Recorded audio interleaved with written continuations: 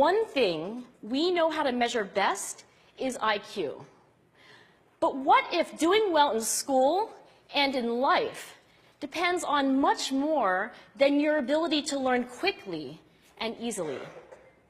So I left the classroom and I went to graduate school to become a psychologist.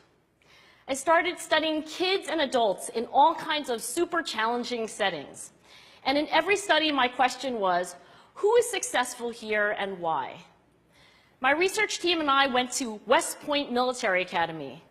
We tried to predict which cadets would stay in military training and which would drop out.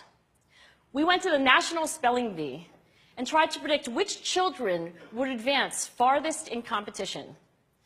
We studied rookie teachers working in really tough neighborhoods, asking which teachers are still going to be here in teaching by the end of the school year. And of those, who will be the most effective at improving learning outcomes for their students? We partnered with private companies asking which of these salespeople is going to keep their jobs and who's going to earn the most money. In all those very different contexts, one characteristic emerged as a significant predictor of success. And it wasn't social intelligence, it wasn't good looks, physical health, and it wasn't IQ.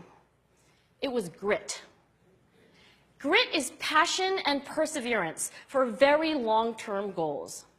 Grit is having stamina. Grit is sticking with your future, day in, day out, not just for the week, not just for the month, but for years, and working really hard to make that future a reality. Grit is living life like it's a marathon, not a sprint. A few years ago, I started studying grit in the Chicago public schools. I asked thousands of high school juniors to take grit questionnaires, and then waited around more than a year to see who would graduate. Turns out that grittier kids were significantly more likely to graduate, even when I matched them on every characteristic I could measure, things like family income, standardized achievement test scores, even how safe kids felt when they were at school. So it's not just at West Point or the National Spelling Bee that grit matters, it's also in school, especially for kids at risk for dropping out. To me, the most shocking thing about grit is how little we know, how little science knows about building it. Every day, parents and teachers ask me, how do I build grit in kids? What do I do to teach kids a solid work ethic? How do I keep them motivated for the long run? The honest answer is, I don't know. What I do know is that talent doesn't make you gritty.